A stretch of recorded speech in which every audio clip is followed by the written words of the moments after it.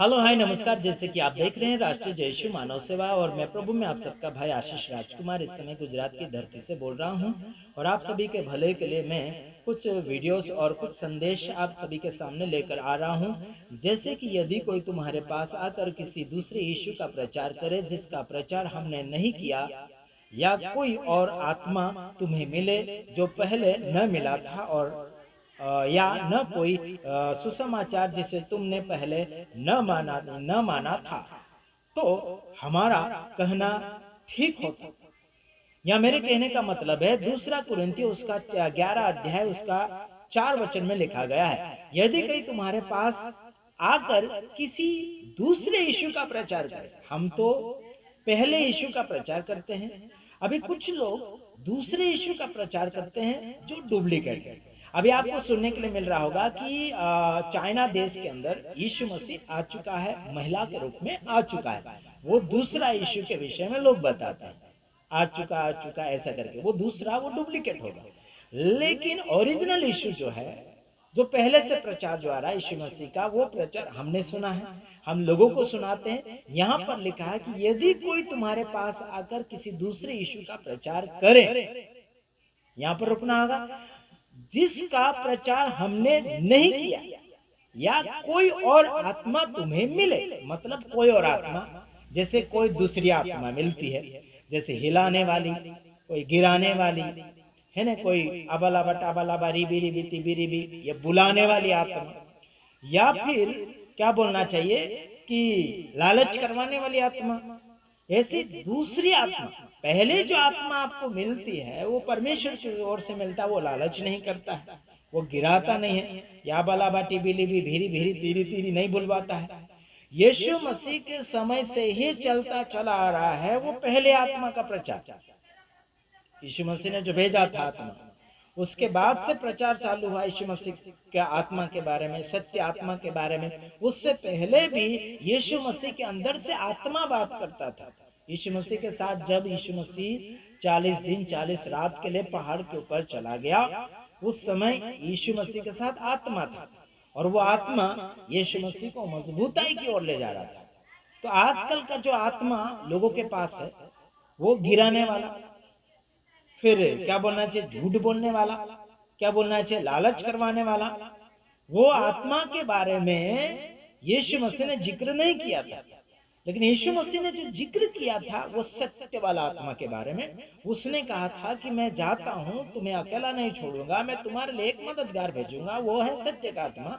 वो सत्य को पसंद करेगा, वो झूठ को बिल्कुल नहीं पसंद करेगा, वो झूठ से नफरत करेगा। ठीक है, झूठे व्यक्ति से हम प्रेम जरूर कर सकते हैं, लेकिन उसके झूठ से प्रेम नहीं करेंगे।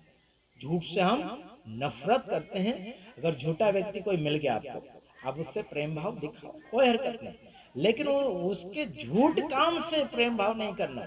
यहाँ लिखा है यदि कोई तुम्हारे पास आकर किसी दूसरे यीशु का प्रचार करे, मतलब दूसरा यीशु के बारे में अगर प्रचार करे, तो क्या करना है, जिसका प्रचार हमने कभी किया भी नहीं, कभी सुना भी नहीं, उसका अगर कोई बताता है तो अनजाना सा लगेगा आपको। बोलेंगे यार पहला यीशु के बारे में हमने वचन सुना, वो तो ऐसा नहीं था, ये कैसा नई रीति से। वहां समझ जाना कि डुप्लीकेट यीशु का प्रचार कर रहे हैं और आप लोगों को डुप्लीकेट की ओर लेकर चले जाएंगे। वो हो सकता है वो बड़े बड़े प्रचार करेंगे, बड़ा बड़ा चमत्कार करेंगे, तुरंत चमत्कार भी करेंगे, आपका नाम गाम सब बता देंगे। फिर आपको लगेगा यार सच में यीशु है। नहीं, वो शैतान भी कर सकता है। आपका नाम बताएगा, आपका गांव बताएगा, आपका भविष्य में भूतकाल में क्या हुआ क्या नहीं होने वाला सब कुछ बता देगा। फिर आपको ऐसा विश्वास होने लगेगा कि सच में यीशु मसीह है।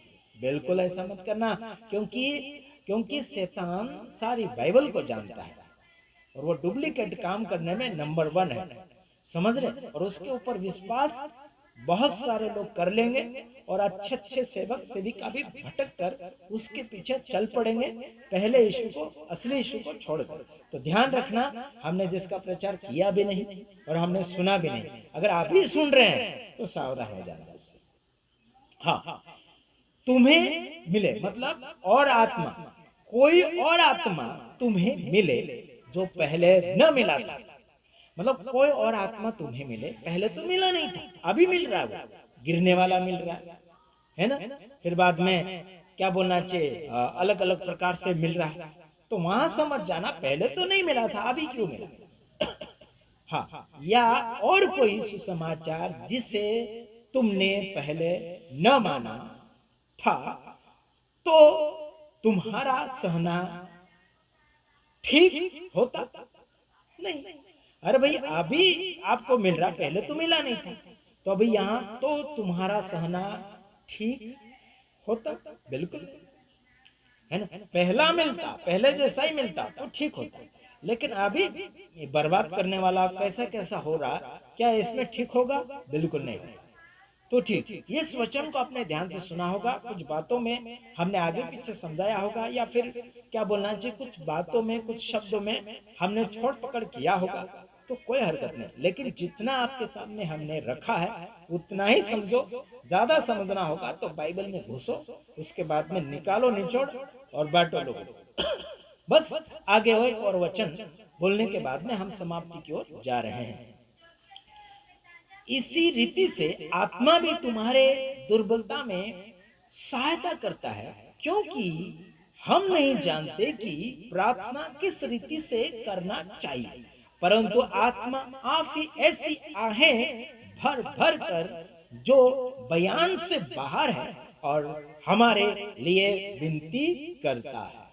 Praise the Lord. जब लोगों को प्रार्थना नहीं आती है तो आत्मा आपके और मेरे कमजोरी में, निर्बलता में मजबूताई देने के लिए आपको बयान से बाहर, आपके बोलने से बाहर आपको बुलवाएगा प्रार्थना। जैसे इंसान कभी रोता है तो वो ठुसक ठुसक कर, बिलक बिलक कर रोता है, आंसू नहीं गिरने के बावजूद भी वो रोता है, आंसू उसके खत्म होने के बावजूद भी वो रोता है। वो इसीलिए रो रहा है कि सामने वाले के प्रति वो प्रेम भावी है और प्रेम करता है। हो सकता है उसके आंसू नहीं गिरे या फिर खत्म हो चुके हैं, फिर भी उसका मन तो रो रहा है और आवाज के साथ बनकर बता रहा है कि मैं रो रहा हूं।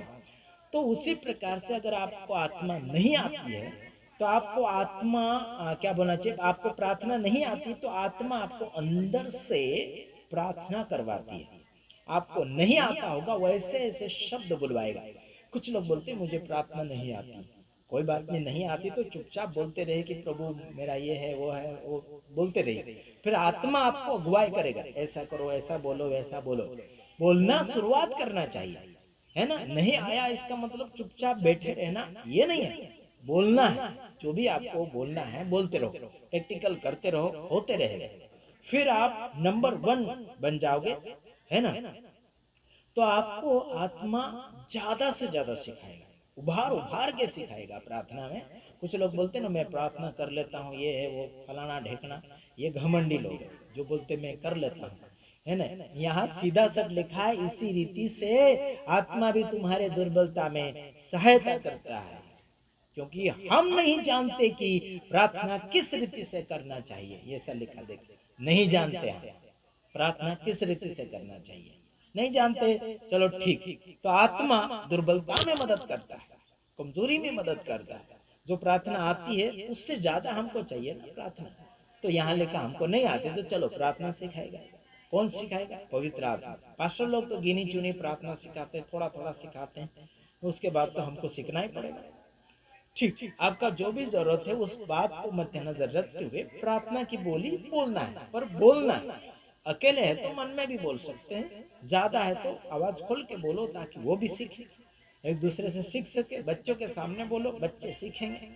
हम जैसे करेंगे वैसे बच्चे बनेंगे, जैसा बाप वैसा बेटा, है ना। जैसे गुरु होते हैं, जैसा मास्टर होता है, वैसे विद्यार्थी भी बनते हैं, है ना। देख देख के सीखना पड़ता है, एक दूसरे को देखकर उनका थोड़ा नकल करो, सीखो, फिर आगे बढ़ो। फिर एक दूसरे का देखकर ही तो सीखते हैं, है ना। तो हम यीशु मसीह का भी नकल करते हैं। यीशु ने ऐसे प्रार्थना किया था, यीशु ने ऐसे दुष्ट आत्मा निकाला था, यीशु ने कैसे कैसे लोगों को जवाब दिया था, वैसे हम भी उसका नकल करते हैं, है ना। एक दूसरे का नकल तो करना ही पड़ेगा, तब जाके सीखेगा। कुछ लोग बोलते हैं हमारा नकल मत करो, इसका मत करो, उसका मत करो। तो आपके बच्चे को खाना खाने क्यों सिखाया? फिर वो खुद नहीं सीख लेता, फिर खुद नहीं रोटी तोड़ के खा लेता मुंह में, उसको क्यों चबा के खिलाया? उसको क्यों रोटी तोड़ तोड़ के खिलाया क्या खाना चाहिए क्या नहीं खाना चाहिए, उसको क्यों सिखाया फिर, है ना? सिखाना पड़ता है। उसी प्रकार से वचन भी सीखना पड़ता है दूसरे से। यहाँ लिखा, परंतु आत्मा आप ही ऐसे आहे भर भर कर जो बयान से बाहर है तुम्हारे लिए विनती करता है। कौन कर रहा विनती? आत्मा। कौन सा आत्मा? पवित्र आत्मा। ये गिरने वाला नहीं, वो गिरता रहेगा तो कौन अगुवाई करेगा? वो फपड़ता ही रहेगा, उसको उठाने कौन जाएगा? नहीं तो फिर बोलोगे आत्मा आ गया, आत्मा आ गया। अरे आत्मा बात करने आता है, आत्मा सिखाने आता है, आत्मा मजबूत करने आता है। वो गिरने थोड़ी आएगा। आ यू टा टू टी रोने थोड़ी आता है। कुछ लोग रोते रहते, आ यू ए बंद करो, टा टू टी करना बंद करो। हेलो हेलो, इधर सुनो। साथ में कुछ लोग बैठे हैं, उनको मैं सिखा रहा बिठा कर। तो ये टाटू वाला आत्मा नहीं है। गिरता है तू क्या चू चा चू करता है, फिर आ ऊ करता है। जैसे कि मध्य प्रदेश में हमने सुना नौ लाड़ी बोलते ना, नई लाड़ी नई दुल्हन होती है, चा चू ची करती है ना। कुछ समय रो लेती हूँ, फिर घर उसके ससुराल चले जाती हूँ, वहां तो हंसने बैठ जाती है ना। ऐसे दिखावा के लिए रोती है। दिखावा के लिए मत करना आप लोग, फिर वो दिखाने के लिए रोगे, फिर लोग बोलेंगे अरे वो रो रहा था, वो रो रही थी, वो बहुत रो रही थी। ऐसा मत कहलाना। रोना है तो मन भर के, पेट भर के, मुंह खोल के रो, है ना। ऐसे मुंह दबा दबा के नहीं रोना।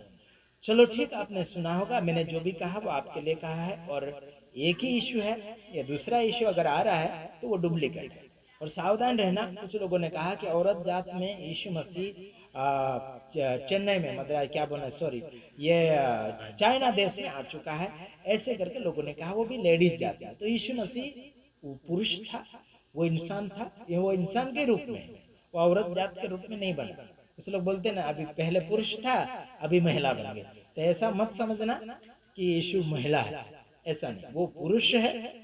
ठीक है, तो प्रभु आप सबको आशीष करे और लगातार आगे की ओर बढ़िए। वीडियो अगर पसंद आया तो आगे की ओर बढ़ते चले जाइए, और लाइक करें, शेयर करें, अपने दोस्तों यार तक पहुंचाने में हमारी मदद करें, ताकि हम उनसे बातचीत कर सकें, ताकि वो हमें कोई सवाल जवाब करे। God bless you. अधिक जानकारी के लिए आप हमें संपर्क करें, हमारा नंबर आप सभी के सामने चल रहा होगा। God bless you. आमीन।